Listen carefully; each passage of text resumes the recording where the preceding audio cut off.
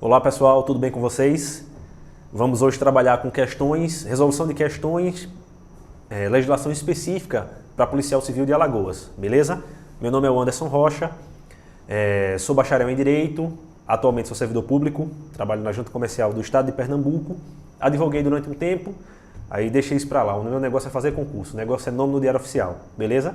Brevemente vocês serão meus colegas de serviço público na Polícia Civil de Alagoas, se Deus quiser, certo? Vamos trabalhar hoje com questões Constituição Estadual de Alagoas, regime jurídico dos servidores civis de Alagoas e o Estatuto, ok? Sem perda de tempo, vamos logo para a primeira questão. Considera-se regularmente investido em cargo público aquele que, mesmo não tendo sido empossado, entre em exercício no prazo legal. Questãozinha de regime jurídico, né? O regime jurídico dos servidores de Alagoas é que trata sobre investidura, forma de provimento originário, derivado, posse, exercício, prazos, tudo isso está lá no regime jurídico. Essa questão, ela trabalha com um embaralhamento de conceitos, a banca adora fazer isso. Ela diz, considera-se regularmente investido em cargo público aquele que, mesmo não tendo sido empossado, entra em exercício no prazo legal. Essa assertiva está certa ou está errada? E aí, galera? Está errado. Vamos entender por quê. A investidura, ela se inicia, né, o provimento dos cargos, ele inicia com um ato de provimento e termina com a posse, né? Sem posse não se completa o fecho da investidura. Vamos ver o que é que diz o artigo 6º do Estatuto? O provimento inicial dos cargos públicos far-se-á mediante ato de autoridade competente de cada poder, normalmente é o governador do estado, quem dá provimento, completando-se a investidura com a posse, ou seja, a investidura termina com a posse e não com o exercício. Existe a nomeação, depois vem a assinatura do termo de posse e depois o camarada entra no exercício. Entenderam? Assim sendo, a investidura se aperfeiçoa com a assinatura do termo de posse, que pode se dar no Estatuto de Alagoas e a maioria dos estatutos, no prazo de 30 dias contados do ato de provimento, se for um provimento originário, a nomeação. Ou seja, uma pessoa que foi aprovada em concurso público vai tomar posse. Qual é o provimento originário? A forma de provimento originário? A nomeação. Lembrando que, em se tratando de prazo para a posse, é de 30 dias que pode ser prorrogado por mais 30 dias a requerimento do interessado. Esses são os prazos que o Estatuto prevê. Beleza? Então a questão está errada porque excluiu a posse como fecho da investidura. A investidura só está concluída com a posse. Após a nomeação, você não pode entrar em exercício sem antes ser empossado, sem antes assinar o tão sonhado termo de posse. Beleza? Mais uma questão.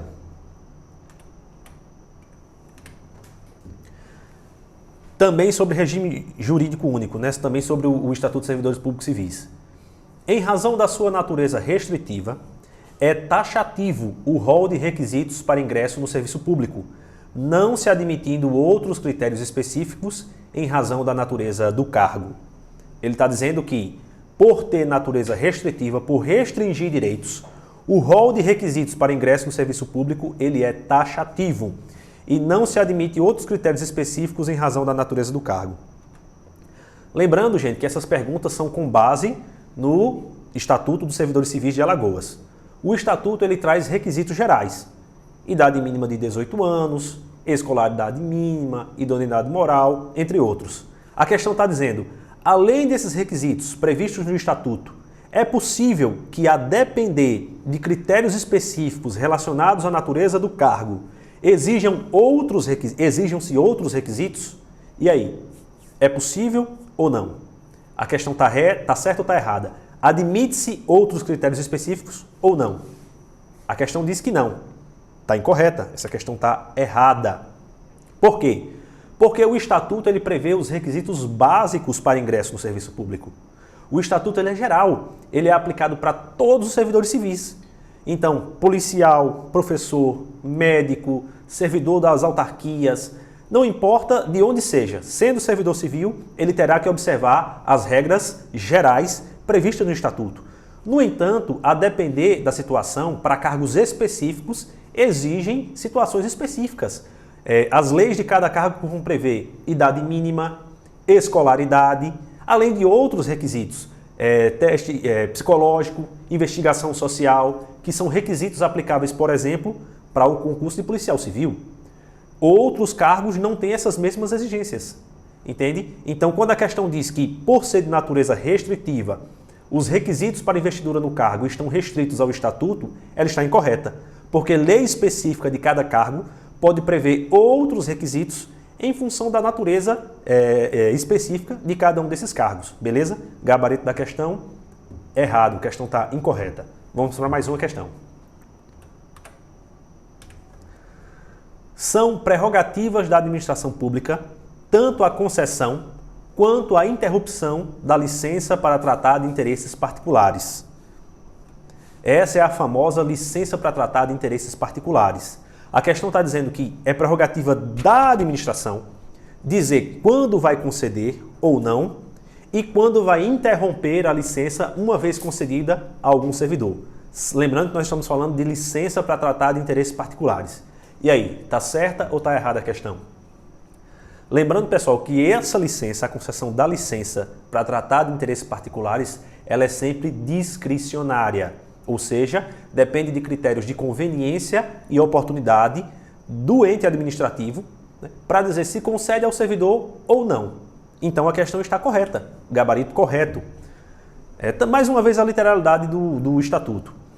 O artigo 94 prevê que a licença para tratar de assuntos particulares, que é concedida apenas a servidor estável, isso é importante, vamos fazer uma revisãozinha sobre esse tipo de licença.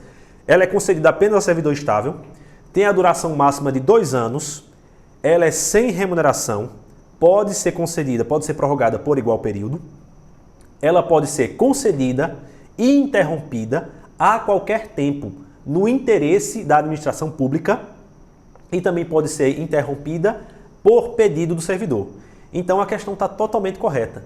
É prerrogativa do ente administrativo dizer se o seu servidor poderá ou não se afastar sem remuneração para licença para tratar de interesses pessoais durante o período máximo de 2 anos, podendo a licença ser prorrogada por igual período. Certo? Essa licença é bem simples.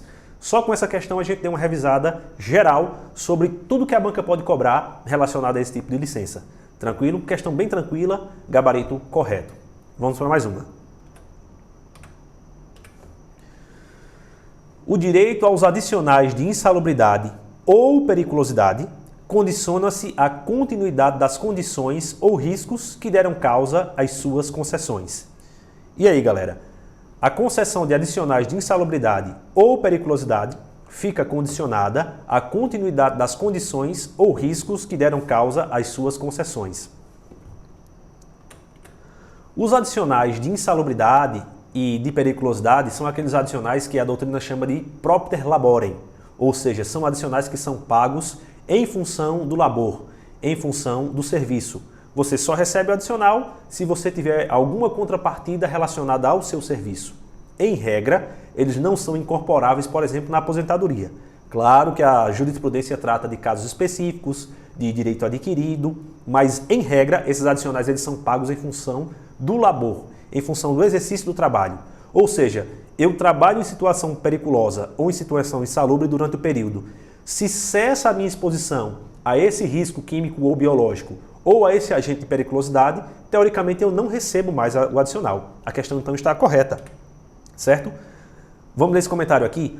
O Estatuto prevê que o direito ao adicional de insalubridade ou periculosidade cessa com a eliminação das condições ou dos riscos que deram causa à sua concessão. Ou seja, o agente está trabalhando em um ambiente insalubre ou perigoso.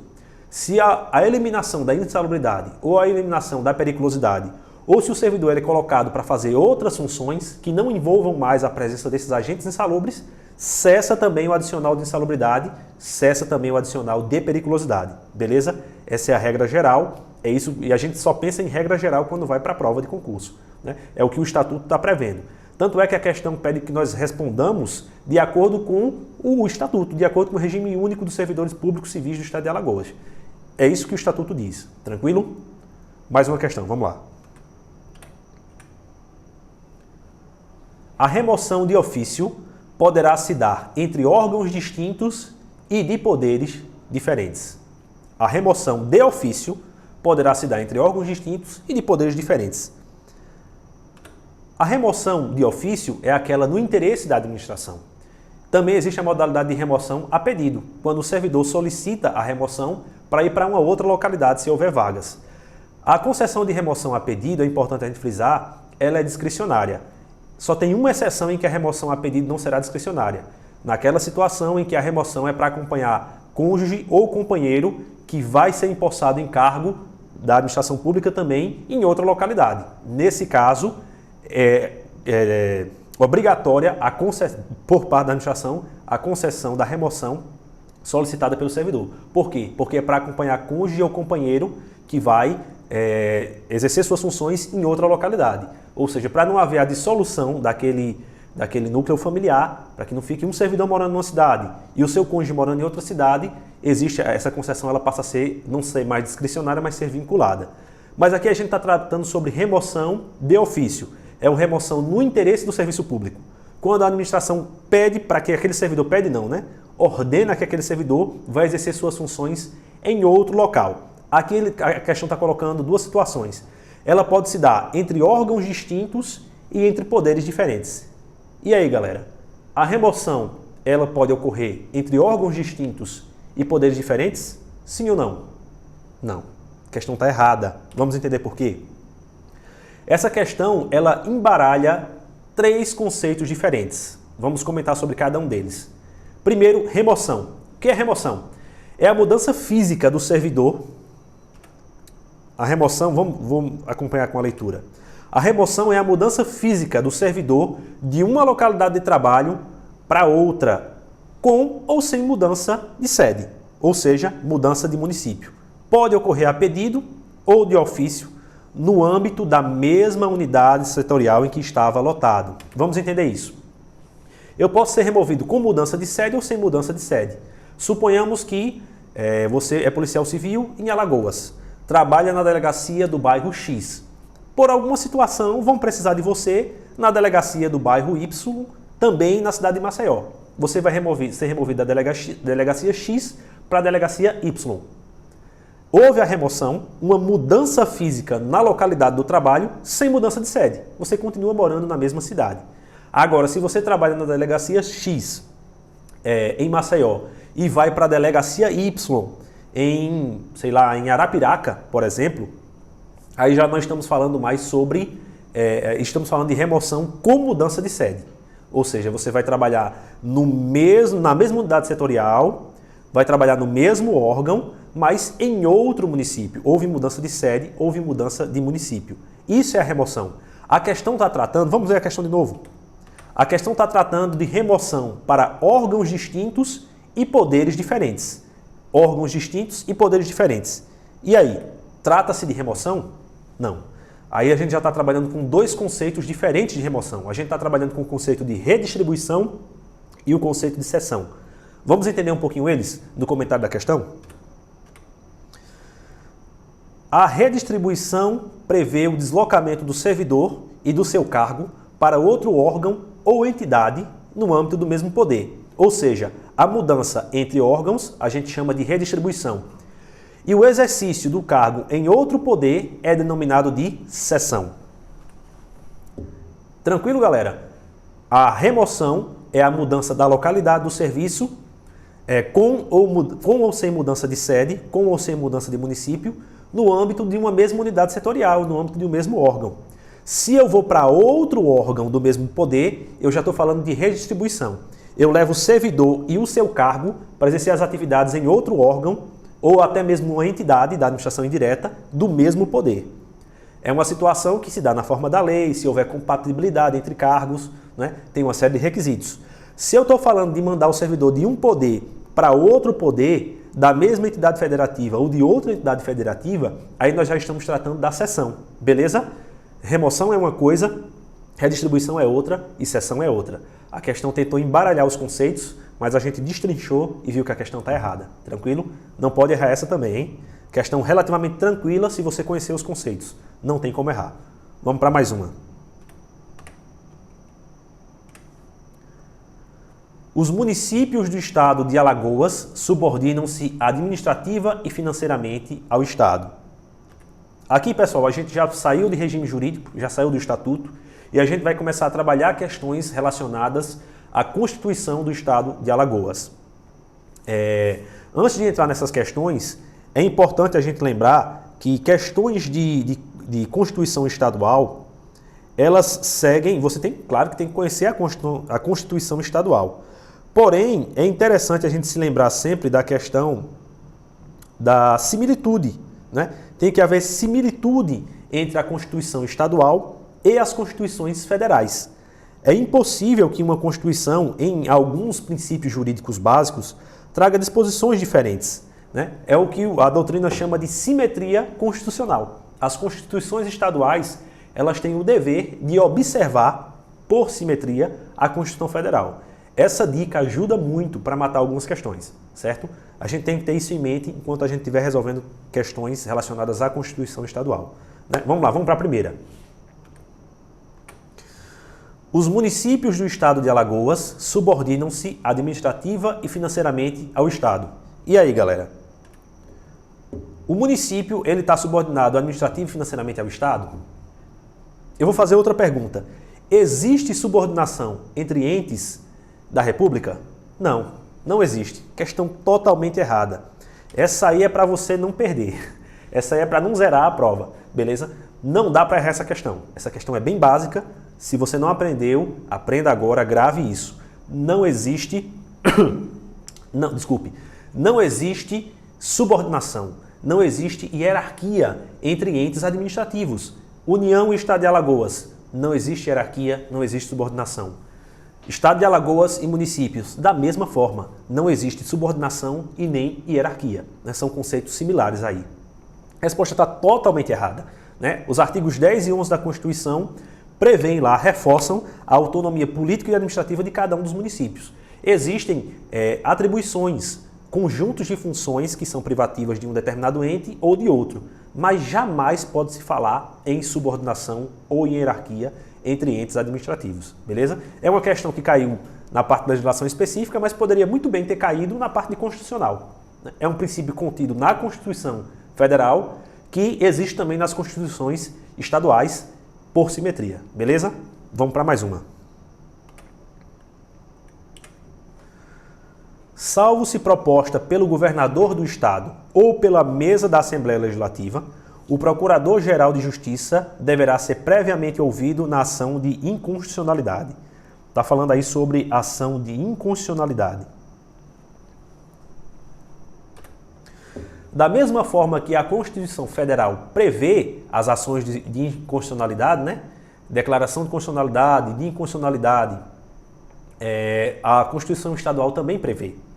A única diferença é a arguição, a DPF, né? A arguição de descumprimento de preceito fundamental, que só tem previsão na Constituição Federal e não tem previsão nas Constituições estaduais.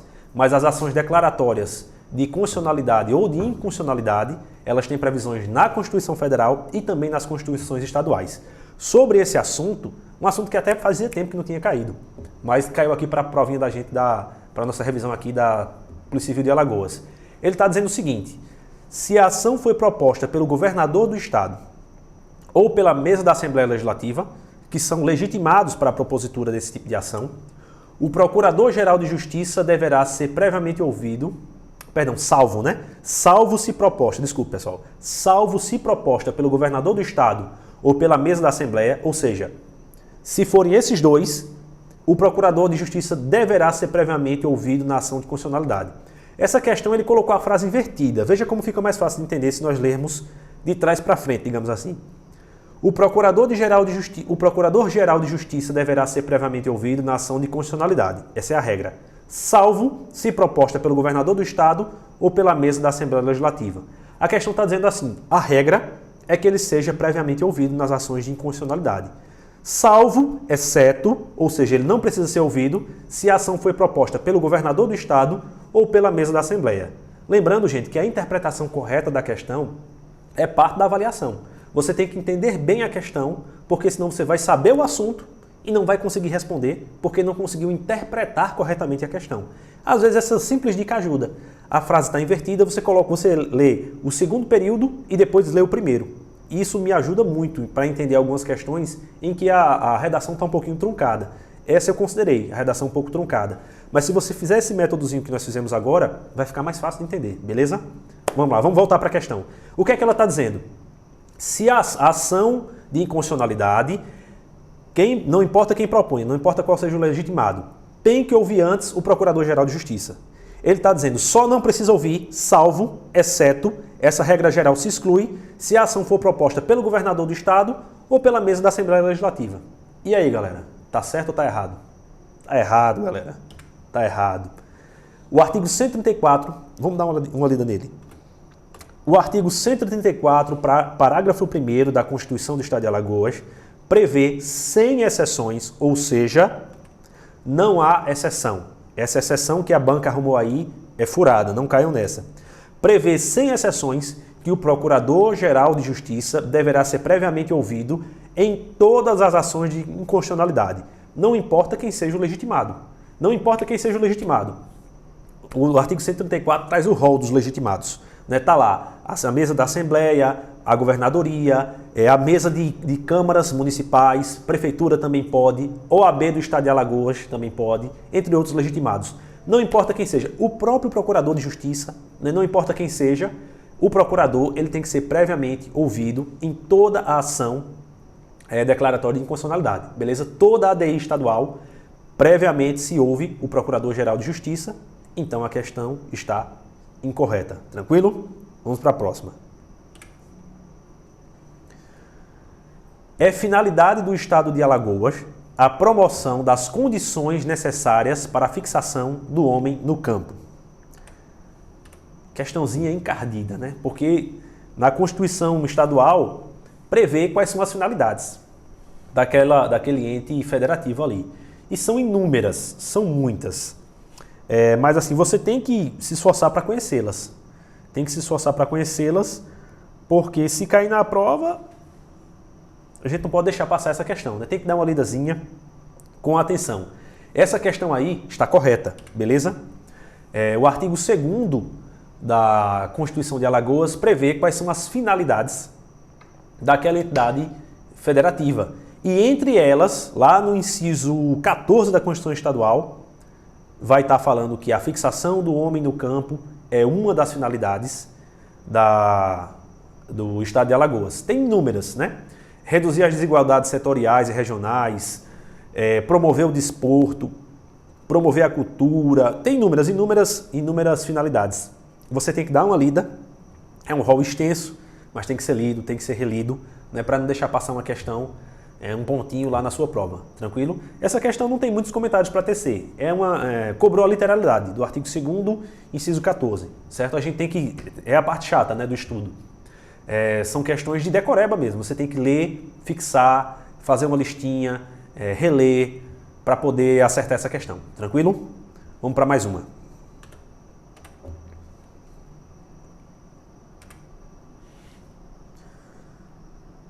A lei é indispensável para a criação de cargos, funções e empregos públicos nas administrações direta, autárquica e fundacional do Estado. A questão está dizendo: a lei é indispensável para a criação de cargos, funções e empregos públicos nas administrações direta, autárquica e fundacional do Estado. E aí, galera? O chefe do Poder Executivo, ele pode ir lá, através de um decreto, através de uma canetada, criar um cargo? Pode ou não pode? E aí, quem estuda administrativo vai matar essa tranquilamente. Quem for bom aluno de administrativo vai matar. Está correta a questão. Está corretíssima. A lei, de fato, é indispensável. Criação de cargos, funções, empregos públicos, aumentos, criação de órgão, tudo isso está dentro da reserva legal, certo? Vamos dar uma lida no comentário da questão. Em todos os entes da federação, a criação de cargos está dentro da chamada reserva legal. Ou seja, só lei em sentido estrito pode prever a criação de cargos, funções e empregos públicos. Isso está especificamente no inciso 7 do artigo 44 da Constituição de Alagoas, beleza? Mais uma vez, a gente observa o princípio da simetria constitucional. O que foi que eu disse antes da gente começar a resolver as questões da Constituição de Alagoas? sempre tenha em mente a regra da simetria constitucional, que alguns institutos jurídicos da Constituição Federal, eles têm que ser, os institutos jurídicos da Constituição Federal, eles devem, via de regra, ser observados nas constituições estaduais. Não existe hierarquia, é verdade, mas o direito constitucional prevê a regra da simetria entre Constituição Federal e constituições estaduais. Da mesma forma que a Constituição Federal prevê que a criação de cargos, empregos, funções, criação e extinção de órgãos, aumentos, elas têm que ser por meio de lei, a Constituição Estadual prevê a mesma coisa, tranquilo? Se você lembrar dessa regra da simetria, ainda que você não lembre especificamente da regra específica da Constituição Estadual, mas vai ajudar muito você para acertar uma questão relacionada à Constituição do Estado de Alagoas. Claro, é fundamental ler a Constituição, é fundamental estudá-la, mas essa regrinha da simetria ajuda muito se você tiver em dúvida sobre alguma coisa, vai te ajudar muito para a resolução de algumas questões. Tranquilo? Mais uma? Vamos lá?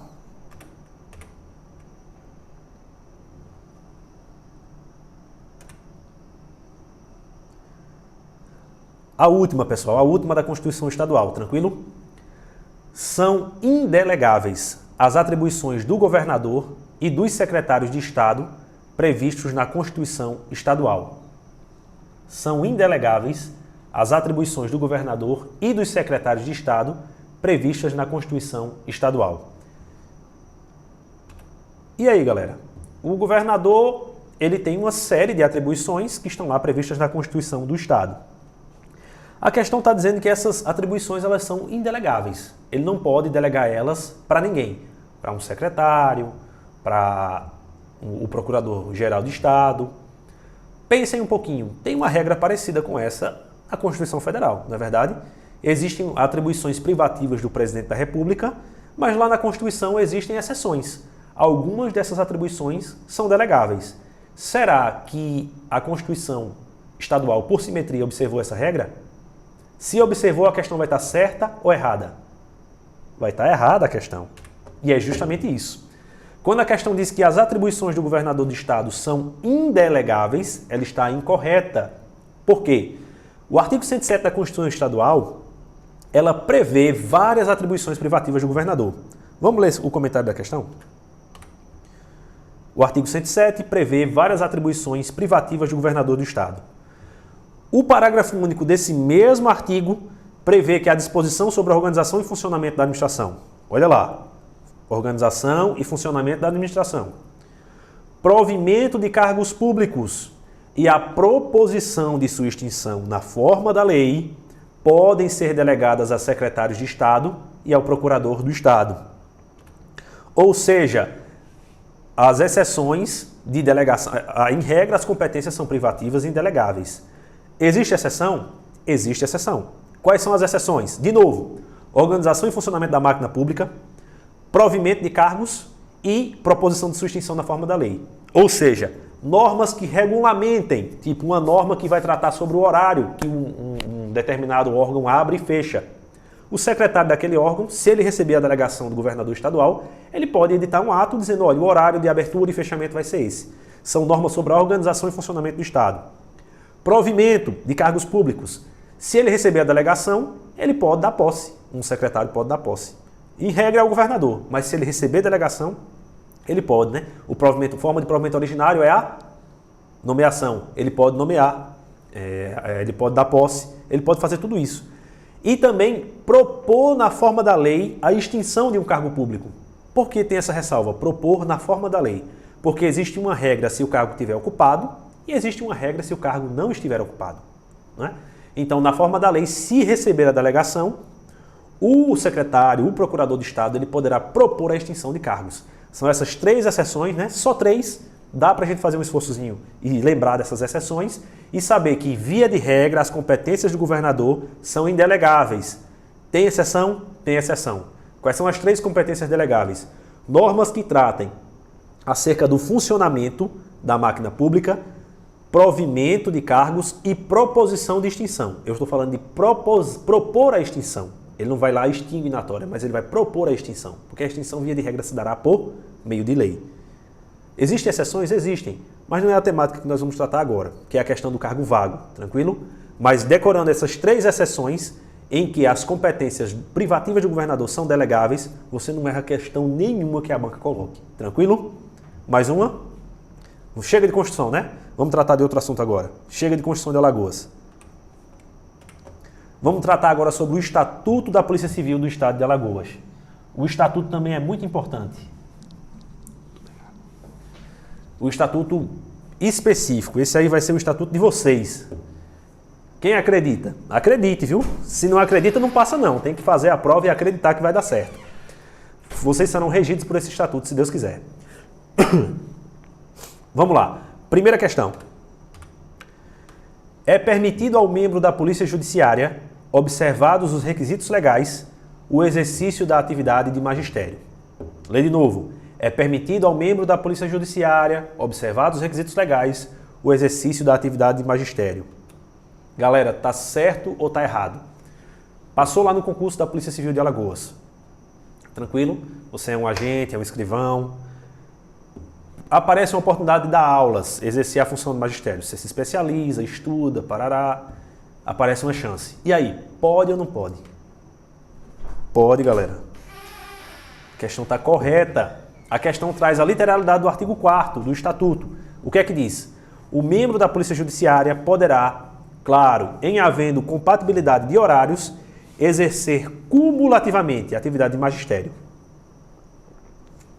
Ou seja, se não atrapalha o exercício das atribuições policiais. Se há compatibilidade de horários, você pode exercer tranquilamente a função de magistério. Conhecem algum policial civil que é professor? Professor Everton, o melhor exemplo. Não esqueçam, lembre do professor Everton que você não vai errar essa questão jamais. Tranquilo? Questão bem simples, cobra a literalidade do artigo, é muito tranquila, essa aí ninguém pode errar. Beleza? Mais uma, vamos lá?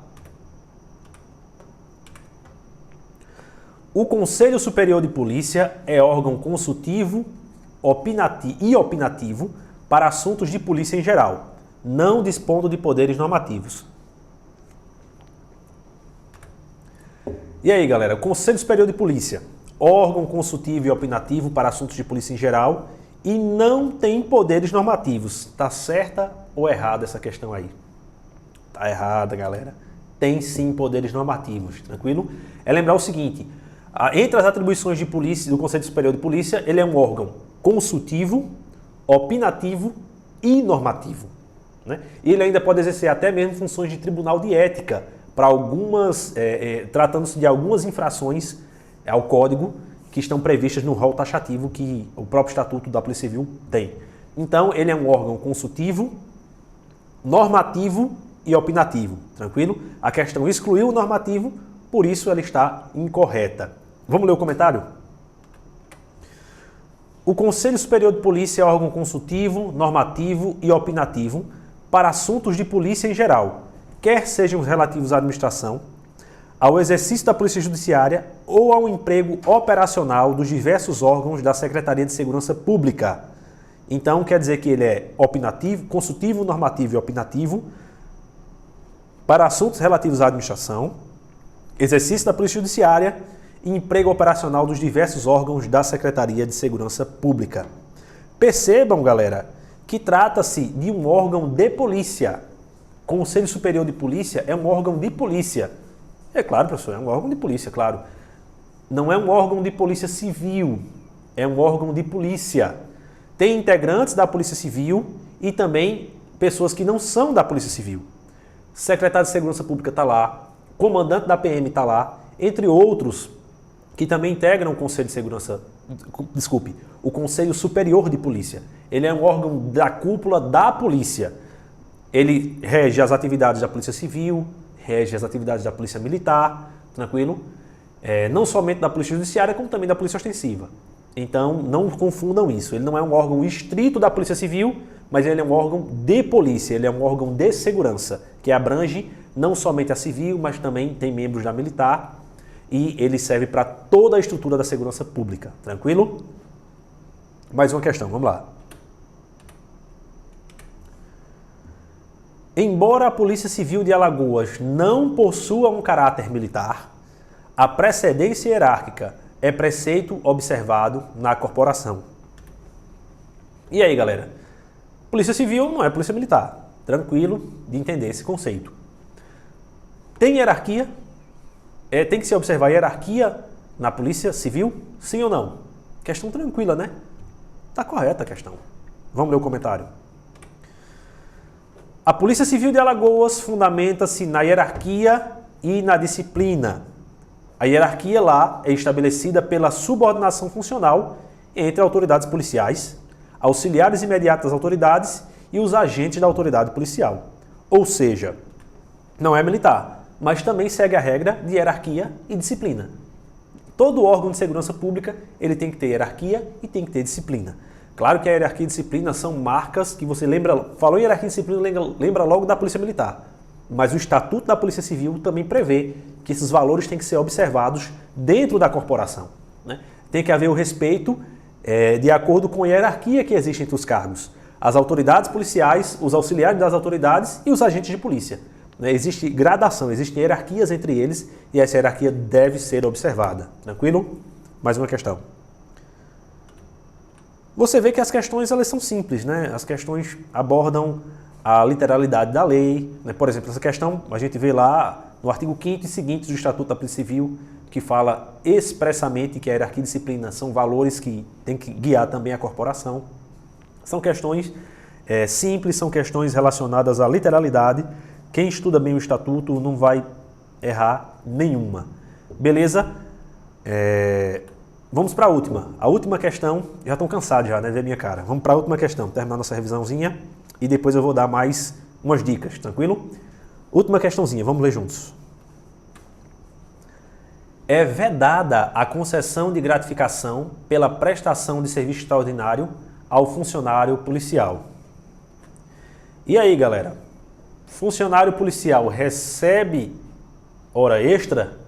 A gratificação pela prestação de serviço extraordinário é a famosa hora extra, né? Quem nunca fez uma hora extra?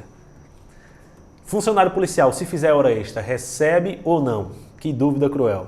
Recebe ou não recebe? Recebe, galera. Que é isso? Que crueldade é essa com funcionário policial civil? Vocês não querem receber não hora extra? Eu quero. Vamos ler o comentário da questão? Tranquilo, pessoal. Está na literalidade também do Estatuto. A gratificação por serviço extraordinário, famosa hora extra, é devida a todos os servidores civis e também ao policial civil. E o regulamento dessa gratificação está lá no Estatuto, no regime jurídico, né? No Estatuto dos Servidores Civis do Estado de Alagoas. Como é que funciona? Acréscimo de 50% em relação à remuneração da hora normal. Trabalhou uma hora a mais, você vai receber essa hora a mais acrescida de 50%. Muito simples essa gratificação, uma das mais simples que tem. Alguém fica na dúvida, é extensível, não é extensível ao policial civil? É sim, o Estatuto prevê que ela é extensível sim ao policial civil, tranquilo? Pronto, galera, essas são as questõezinhas que a gente trabalhou nessa última de hora extra. A gente trabalhou 3 assuntos, né? Trabalhamos com o regime jurídico único dos servidores civis de Alagoas, trabalhamos com a Constituição do Estado de Alagoas e trabalhamos com o Estatuto da Polícia Civil, beleza? Eu queria trazer umas dicasinhas tranquilas para apostas, né, para a Polícia Civil de Alagoas. Todo professor de cursinho ele quer dar uma de adivinho, né? Adivinhar, ler a mente da banca, é muito difícil. Mas assim, são dicas que são bem tranquilas em relação ao regime jurídico único e ao Estatuto da Polícia Civil. Primeira dica é uma que sempre você tem que estar atento. Sempre tem que estar atento. Em relação a formas de provimento, tranquilo? Vou anotar aqui para vocês visualizando, fica melhor de entender. Não confunda, pelo amor de Deus. Não confunda. Essa aqui a banca adora. Reversão é diferente de reintegração.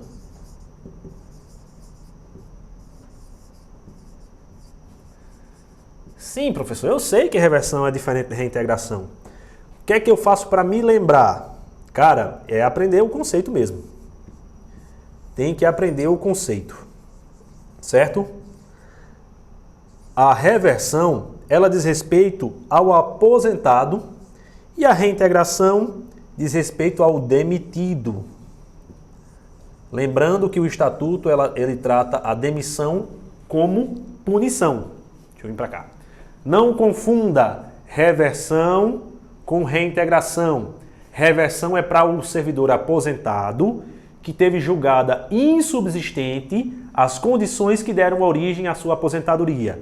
Esse camarada estava aposentado por invalidez. Passaram 4 anos, o cara ficou bonzinho. Então, qual foi o motivo que deu origem à sua aposentadoria? A sua invalidez. Recuperou a sua capacidade laboral. E aí? Esse camarada ele vai ser revertido, ele vai ser alvo da reversão. É o aposentado que volta a exercer aquela função que ele tinha. E quando é que eu falo de reintegração? A reintegração é para aquele que é demitido. O servidor ele sofreu a pena de demissão.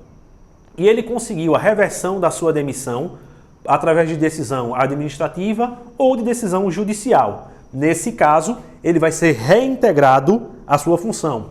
Reintegração, lembrando, servidor estável. Servidor estável que foi demitido, quando consegue a reversão, ou melhor, não vou usar esse termo reversão para não confundir com o outro instituto jurídico. Quando ele consegue modificar a decisão judicial ou administrativa que deu origem à sua demissão, ele vai ser reintegrado às suas funções de origem. Suponhamos que quando chega lá, esse revertido, esse reintegrado, já tem um cara no lugar dele. Passaram 2, 3 anos ele afastado, tem alguém no lugar dele. Como é que fica a situação dele? Ele vai ficar lá como excedente até o surgimento de uma vaga. Ele fica como excedente lotado ali no lugar onde ele trabalhava. Quando surgir uma vaga, ele vai entrar naquela vaga. Mas ele fica trabalhando lá como excedente. Tranquilo? A banca adora, gente, misturar conceito de reversão e reintegração. Reversão para o aposentado que teve julgado insubsistente os motivos que levaram à sua aposentadoria. Reintegração para o demitido que conseguiu reverter a decisão, que conseguiu modificar a decisão da sua demissão judicial ou administrativamente. Tranquilo? Primeira dica. Vamos para mais uma. Essa aqui é relacionada ao Estatuto da Polícia Civil. O seu futuro estatuto, você futuro agente, futuro escrivão de polícia. Requisitos do estágio probatório. Pessoal, lembrando o seguinte, viu? Tem uma coisa interessante. O Estatuto da Polícia Civil, me veio somente agora, ele diz que a estabilidade vai ser adquirida com 1 ano. Só que todas essas normas foram derrogadas pela Constituição, certo? São 3 anos para adquirir a estabilidade, não esqueçam disso. Requisitos para aprovação, é o que todo mundo vai ser aprovado no estágio probatório. Gosto de escrever porque tem gente que gosta de fazer as revisões com seu caderninho, né, para anotar para sua revisão de véspera também. É aquela coisa, o que você ouve, você grava, mas o que você ouve, lê e escreve, você grava muito mais. É uma ferramenta maravilhosa de fixação. Vamos lá. Existem alguns requisitos, está lá no artigo 55 do Estatuto da Polícia Civil de Alagoas. Certo? Tem um mnemônico bem legal para a gente não esquecer disso. Quais são os requisitos? Eu vou anotar aqui para você não esquecer, tranquilo? Pontualidade. O cara que está em estágio probatório, ele tem que ser pontual.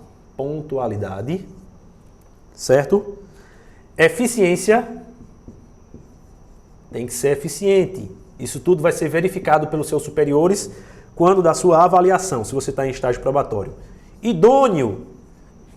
Estou na frente, né? Mas eu vou sair, calma. A gente chega lá. Idoneidade moral. O cara tem que ser idôneo. O que mais? A disciplina, que é um dos pilares, né, também da corporação da Polícia Civil. E por fim, assiduidade. O cara que não falta. E se faltar, tem que haver a justificativa da sua ausência. Não é dizer assim, não quis, né? Não, tem que estar justificado. Tem que estar justificado. Beleza? Quais são os requisitos para aprovação do estágio probatório? O estagiário tem que ser pontual, eficiente, idôneo, disciplinado e assíduo. Está lá no artigo 55. A banca pode cobrar isso? Pode. Como é que eu faço para não esquecer? É só você lembrar o seguinte. O policial em estágio probatório peida. Tá lá uma sala cheia de polícia. Entrou no elevador. Tá o secretário, tá o delegado e você. Subiu uma caatinga. Quem é que peidou? Você, meu amigo. O novato foi o peidão. O estagiário peida. Pontualidade, eficiência, idoneidade moral, disciplina, assiduidade. Lembra disso e você não vai esquecer quais são os requisitos para aprovação no estágio probatório. Tranquilo? Pessoal, só isso mesmo, essas duas apostazinhas. A diferença entre reintegração, recondução e a gente não esquecer também das regras para aprovação do estágio probatório, os requisitos para aprovação do estágio probatório. Tranquilo? Boa sorte para todo mundo, tranquilidade, cabeça fria, fé em Deus, vai dar certo, certo? Espero ver vocês comemorando a aprovação. Obrigado aí pela atenção, sucesso. Tchau, pessoal.